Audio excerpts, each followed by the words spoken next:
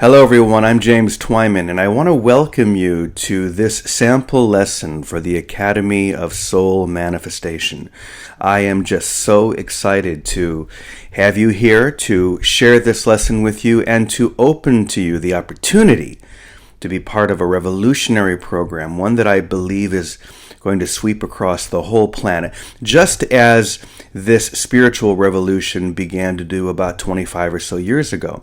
I'm sure many of you remember that in the early to mid 90s, when the New Thought or the New Age movement was just beginning to take hold, there was such excitement and enthusiasm. And I think that that same thing is about to happen now. And yet today the only difference is that there is a certain level of maturity that is developed that is going to allow us to go deeper, to have more impact on humanity itself, and most especially to access that place of oneness that we all know is at the very heart and the very center of our being, to live from that place and to share that place with others. So, of course, as I will be with many of my lessons, I am joined here by my dear friend Cheryl Hiebert, who is going to be the co-facilitator of the classes here at the Academy. So, Cheryl, will you want to say hello and introduce yourself? Thank you so much, James. I'm honored and privileged to be part of this amazing 2-year program. All right. Anything else that you want to share, or maybe a way of welcoming those who are listening to this lesson, who are trying to decide if this is the right program for them? Well, I know that when I completed the 2-year seminary of spiritual peacemaking with you in 2006, that I went headlong into my own practice of spiritual counseling, and that really was the foundation that gave me all of the tools necessary to begin my practice. So not only the personal transformation that I experienced through the 2-year program, but then to take that, carry it forward in workshops and one-on-one sessions. So I'm now excited to actually be part of the creation of this new 2-year program. So Thank you. Absolutely. I am overjoyed, to tell you the truth. I remember back when I first started working with this material and being passionate about it was around 6 years ago, when I began writing the book, The Moses Code. And I realized at that point that an important conversation had begun, and yet it was a conversation that was longing to be continued. There's nothing more frustrating than a conversation that starts and then doesn't go anywhere. And this conversation on the law of attraction, or how to manifest the things that we want in our lives, it's a beautiful and very important conversation. But if it ends with the ego's desire to get, then it never really goes anywhere. It feels like a full conversation, much like you might feel that you have had a full meal if you eat nothing but cotton candy or some other unhealthy thing. But what we are really craving is nurturing and nourishing material to understand who we are and to live that in a powerful way that helps to manifest a whole new world. That, of course, is what this academy is all about. And 6 years ago, when I wrote the book and then we made the movie, it was amazing to me to see how many people were stepping forth and saying, yes, I've been feeling this as well. And that has only increased over the years. And so I've been planning this academy for quite some time, because I knew that it could bring the next level of this conversation into being. I think that's what's going to happen. Of course, as you all know, we're only going to be bringing in a very limited number of students for this first class. And those students are going to have the chance to be mentored by me and by Cheryl, to have very specialized lessons in an intimate group. And at the end of the first year, you will begin to practice yourself as a soul manifestation coach. In other words, you'll be able to go out and start your own clientele, work with people during the second year internship. And of course, assuming that you already have a bachelor's degree, you will also be earning a master's degree through this program. If you do not have a bachelor's degree, of course, you're still welcome to be part of the program, and you will be certified, and you can still work as a soul coach. The only difference is that, of course, with any program, you have to have a bachelor's degree to receive a master's. But it really is a formality. We want to welcome everyone who is called, everyone who feels the power of this yes within them. Then if you feel that, then we welcome you, and we want you to be part of this program. And today, what we intend to do is to share a sample lesson, to give you the opportunity to hear what a typical lesson might sound like, or the experience of that with both Cheryl and myself, and to be able to just understand a little bit more deeply what you're getting yourself into in a way. And I've chosen as a first lesson something that we're going to be working with a lot here in this program, and that is what I like to call soul prodding. But before we do that, I want to talk a little bit more about the purpose of soul manifestation, why we are doing this. I mean, this is such an important question. We're not doing this just so we can be coaches. I'm sure you know that. I mean, that is a result, perhaps. But we're doing this because each one of us feels that there is something happening both within ourselves and within the world. We call that soul manifestation only because it is linked to the longing of our soul to be a source of goodness to humanity and to everyone that we come in contact with. So soul manifestation teaches us to live within the cause of existence rather than within the effect, within the cause. Okay, so often the ego lives within the effect, thinking that it is the cause, and that's why the ego is simply confused. But it isn't hard to see or to feel the difference between these two. In one, or the soul, you are the master, and you're fully in line with the creative force of the universe. And in the other, you are the victim, completely out of line with the creative force of the universe. So the goal of the ego, of course, is to remain out of line because it believes that its isolation is of greater value than oneness. The ego believes that its isolation is of greater value than oneness.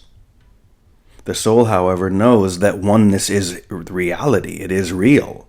It's not a goal. And true freedom comes from witnessing the truth of reality rather than denying it. True freedom comes from witnessing the truth of reality and then sharing that, living it, being the source of that for others instead of denying it as the ego does. So Cheryl, I would love to hear your thoughts on that. I mean, basically what we're talking about here in the very beginning of this lesson is why we are doing this, why we are feeling this cause to live from the source rather than, or the cause rather than the effects. I just would love to hear your thoughts on that. Well, I think it's also a movement from the me to we, and that instead of, so the ego is more me based, what can I get, what's in it for me, whereas the we is how can I serve and how can I be part of the greater oneness. That's right. And I think that having you as a co-facilitator of this program is a great example of this. I think one of the things that excites me about having you be an integral part of this is that it allows you and I together to create this beautiful balance between the masculine and the feminine. And, to not just think that I have all the answers, which I don't, but through this conversation that you and I will have and that we will have together with all of the students, I think something really magical is going to develop. Do you agree with that? I absolutely do. It already is. It is indeed. All right. Okay, so why don't we dive right into this lesson of soul prodding? I want to talk a little bit about what it is, but you all will have already received a few paragraphs from me kind of defining what this process is or what soul prodding is. This is going to be something that we will be doing with many of the lessons that you will be receiving on a weekly basis. You'll receive a very short description or an inspirational reading about that lesson that you can read, which kind of primes the pump before the lesson begins. It gets your heart and your mind and your feelings sort of wrapping around that subject even before you listen to the lesson. And then you'll listen to the lesson on a recording or a live call like this, and you'll be able to go even deeper. But I thought what I would do is begin by just reading what I did send out to all of you, just to kind of get this moving in the right direction, just in case you didn't have time to read it yet. So this is the description that I wrote as a way of initiating the lesson on soul prodding. The ever-present soul does not need to be sought, but it does need to be revealed. The ego's voice is so loud and persistent that the soul needs to be prodded with open, patient, and skillful listening. When your attention is focused on the soul and the perfect world it reveals, then the ego's voice returns to its rightful position, serving the one that until this moment has been denied. You know, I love this opening paragraph because it talks about the ego's right position. You know, so often we think that we need to overcome or to kill the ego, and this is a great way to never go very far in spiritual practice at all, to think that this part of you, which does serve a very important purpose, especially in your life here in form, in your bodies in the world, the ego does serve an important focus. The problem is that it tries to assume a position that it is not entitled to be the director, to be the leader of your life and your experience. This is something that with a fully mature spiritual being is reserved for the soul. But the ego often has this loud, boisterous sort of approach that overwhelms the soul.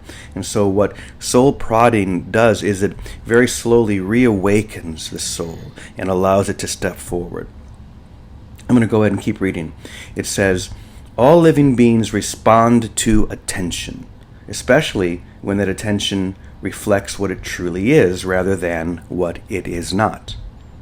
Here's how you can know the difference between the attention the ego prefers and how it differs from the soul.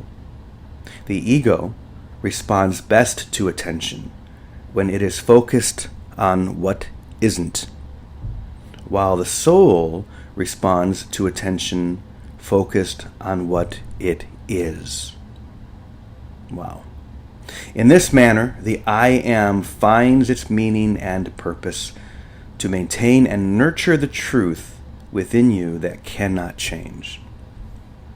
Once again, I just love this part about how the ego responds to attention focused on what it is not.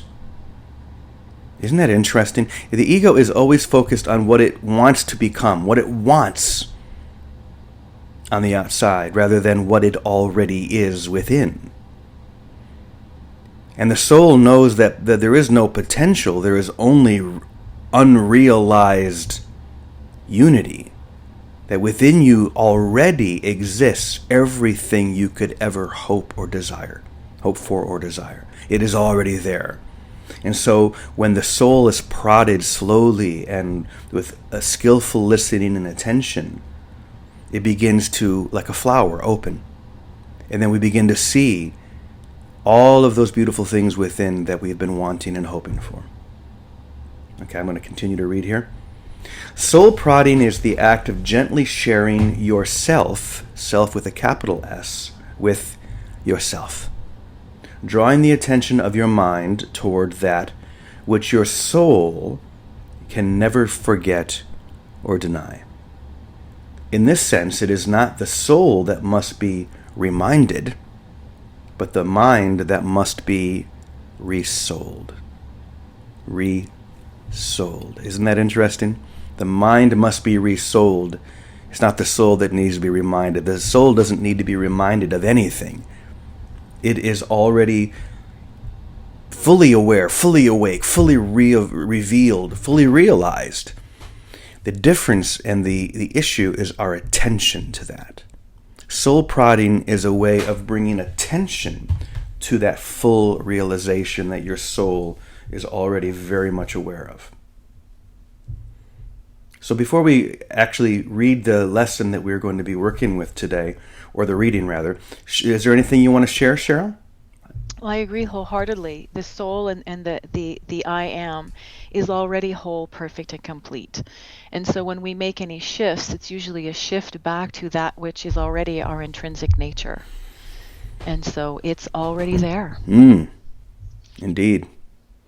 All right, well, why don't we just go ahead and dive right into our reading today? This is something else we'll be doing in a lot of the lessons. We're going to, especially at the beginning, as we begin to set the framework for our study here in the art of soul manifestation, we're going to be looking at the writings of some of the real masters and great teachers of this art form.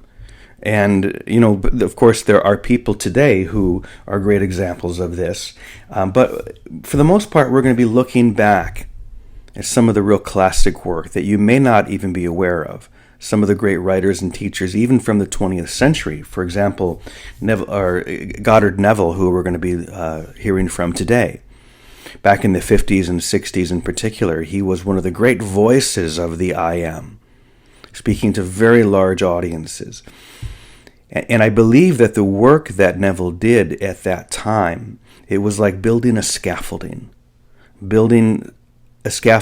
that could very slowly be erected until we came to this point, to this moment, when we would be ready to step upon this amass together as one, as humanity itself, realizing that this is what's going to bring us the freedom that we truly desire. And so Neville did a great deal of wonderful writing and speaking on this subject. And I've chosen a paragraph from a book that he wrote called The Power of Awareness. And it's all about moving from desire into wishes fulfilled. I know that this is also a book that Wayne Dyer borrowed from and used as his inspiration for a book called Wishes Fulfilled. Many of you may be aware that Wayne and I released a CD together along with that book, Wishes Fulfilled, called the I Am Meditation. That's something we're going to be working a lot with in this course. In fact, I would just suggest that if you don't already have that CD, even at the very beginning, before this course starts, you may want to get that and begin doing the meditation that Wayne and I present in the I Am Wishes Fulfilled meditation.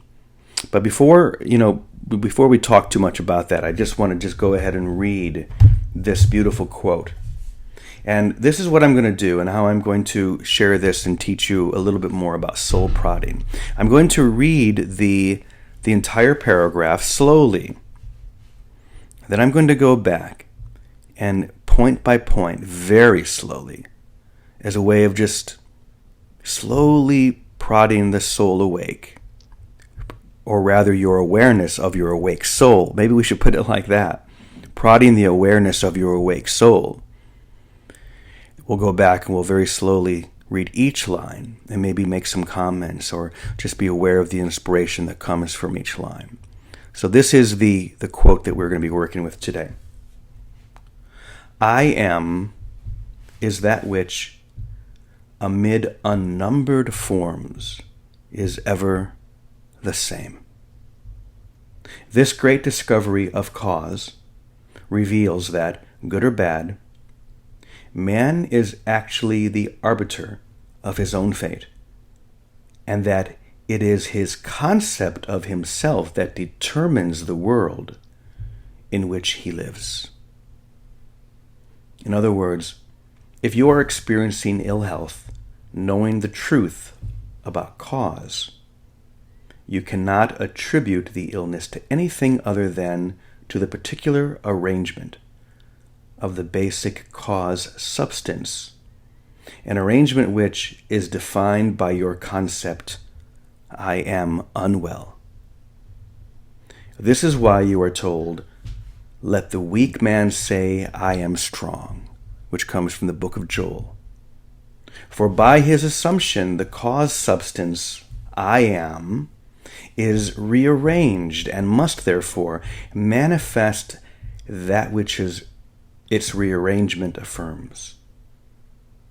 This principle governs every aspect of your life, be it social, financial, intellectual, or spiritual. Now I'm going to invite you to take a deep breath. Now that you've just heard the words, now we're going to go back and feel them. This art of feeling is so important to soul manifestation. It's through feeling that we awaken, not by trying to think or to figure things out. Feeling is aligned with the soul, just as thinking in many ways is aligned with the ego. It's the feeling nature that allows us to open and to reveal the truth of a selection like this. So we're going to go back very slowly. I'll just ask you if you want to just continue to take deep breaths. If you want to close your eyes, you're welcome to. But just let each one of these lines or sentences sink in as deeply as possible. Almost like you're just prodding your awareness, the soul of your own heart. So I'm going to read each line very slowly and make certain comments as we go. To begin, I am is that which amid unnumbered forms is ever the same. Amid unnumbered forms is ever the same. Take a deep breath.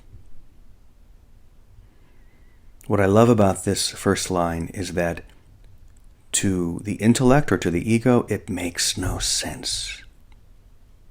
It's meaningless. The idea that there could be unnumbered forms and yet they were all the same, that makes no sense. And yet this is the foundation of what your ego, or what your soul rather, knows to be true. This great discovery of cause reveals that, good or bad, man is actually the arbiter of his own fate. You are in control of your own fate. And that it is his concept of himself that determines the world in which he lives. The concept that you have of yourself determines what the world looks like, how you interact with it, what happens within that world, everything. One of the things that I shared in one of the letters that I sent out to all of our prospective students is that you have to be diligent in this one idea. In this one idea that was so beautifully expressed, that it is his concept of himself that determines the world in which he lives. You are in full, complete control. And I apologize to all the women out there for this non-inclusive language. We could just as easily change it to her or she, but we'll stick with the way that Neville wrote it for now. So I'm going to go ahead and continue reading. In other words, if you are experiencing ill health, knowing the truth about cause, you cannot attribute illness to anything other than to the particular arrangement of the basic cause substance, an arrangement which is defined by your concept, I am unwell. In other words, whatever you are experiencing, there is no other explanation but the alignment of the concept that you I am'd into existence. I am unwell, I am unhealthy, I am whatever it is. Your experience of the I am consciousness is what has created that, which is great news because it means you can change it. You can uncreate that and realign with your soul's desire, your soul's I am, which is I am well, I am whole, I am perfect right now. Not becoming, not one day, but right now. This is why you are told, let the weak man say, I am strong.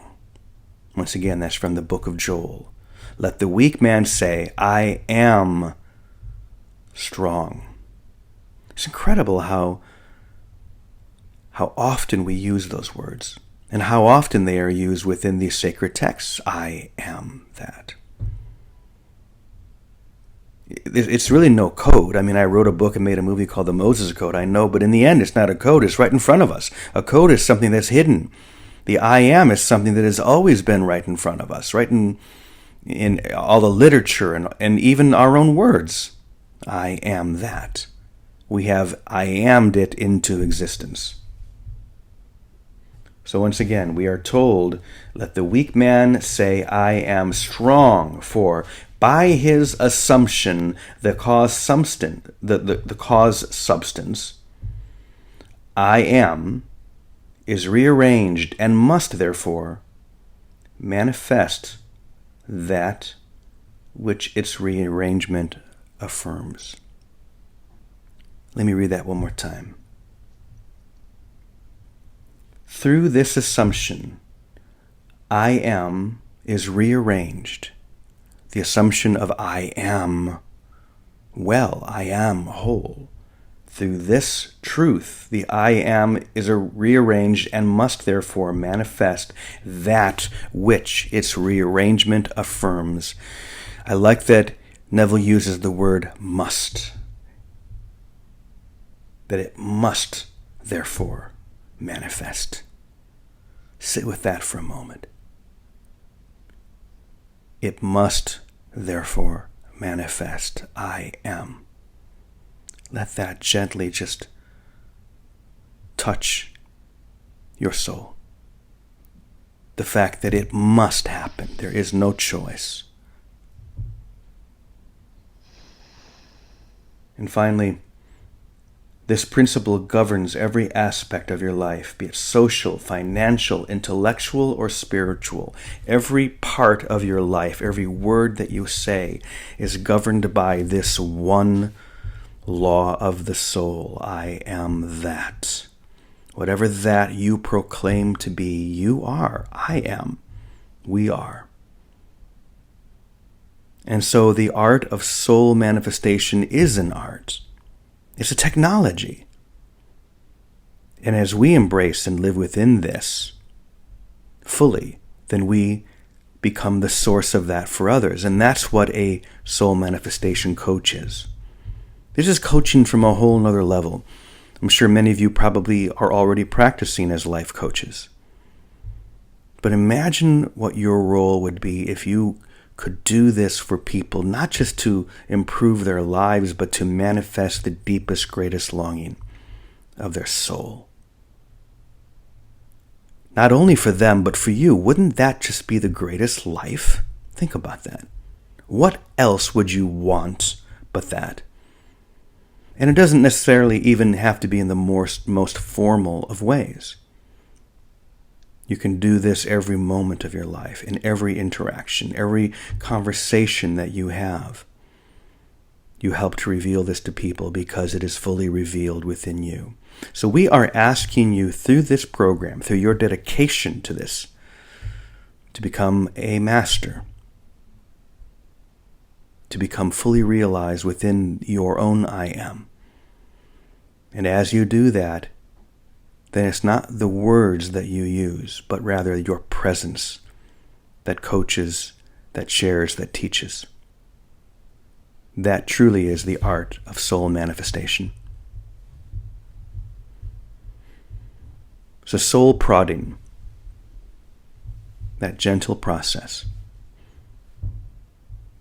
I've been sharing a good bit here, and I want to turn it over to Cheryl for a minute because something that she and I have been talking a lot about as we have been talking about this course, this program, how important these simple lessons are. So Cheryl, I'm just going to turn it over to you and would love to hear what you have to share. Thank you, James. I just look at this passage and I think of the rearrangement that he is speaking of can begin with this program, because rearrangement to me means a miracle or a dramatic shift in a belief system or something that we've clung to, and that rearrangement, and in other words, I would call it the quality or magic of our attention, our words, our thoughts, our feelings. Everything begins that rearrangement and creates miracles. So the course, immersing ourselves in this 2-year commitment, all of the lessons that we'll work through together, all of the growth begins and affirms that rearrangement. Yes. Well, I hope you guys are as excited as we are. That's what I just wanted to say, because just sitting down with Cheryl and with each one of you as you're listening to this, it fills me. It reminds me of why I and why we are here, why we chose to be here on this planet today. I mean, wow. I mean, this is it, people. And I really am looking forward to sharing this with you. There are going to be those who are listening to this right now and think, well, this is great, but maybe this is not what I'm called to, and that's fine. You are called to it. You may not be called to this specific form, but trust me, we are all called to this. There is no other call. This is the call of your soul. And yet there will also be those who will listen to this and say, yes, I feel this so profoundly. This is what I chose to do and to be before I came into existence on this planet. Before I incarnated, I chose this, and this is a part of it. The only longing that you truly have is to share this message by living it. And those are the ones that we are going to invite to be part of this program. And we're going to make it as gentle and as easy as we possibly can so that the maximum number of quality people who are ready for this can step forward. I know that you are ready, and I know that this time is now. And so if this is something that you do feel, I'm going to invite you to step forward, to say yes, to let us know right away, because as I said before, we are going to be keeping the first class at a small number so we can give the maximum amount of attention to each person. So if this is something that you feel right now, then please go ahead and let us know immediately. Angela's been calling people. Hopefully she'll get a hold of everyone very quickly. Call her. Let us know. Because this is going to be an adventure. For the next 2 years, we're going to be working together so intimately and powerfully. You're not going to want to miss this. So Cheryl, any final words before we go ahead and close this lesson? I think the I am statement is a wonderful way to turn a no into a yes. It's a great way to shift our perspective from illness to wellness, from sadness to happiness, from weakness to strength. And to start to practice the I am as a way to shift into this is a great way to start. So we welcome you and we send you much love. Mm-hmm.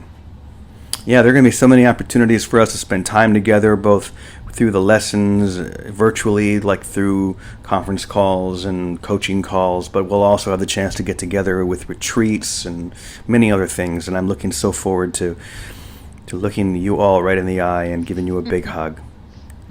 So I hope this lesson has been valuable. I hope it gives you just a little bit of a sense of what we're going to be doing together. This soul prodding lesson is an example of what we'll be doing at the very beginning of the program, just to stir the soul so that it is completely open to all the lessons that you're going to be learning through this wonderful program. So once again, let us know. We welcome you to the Academy of Soul Manifestation, and we'll talk to you very soon. Blessings, everyone.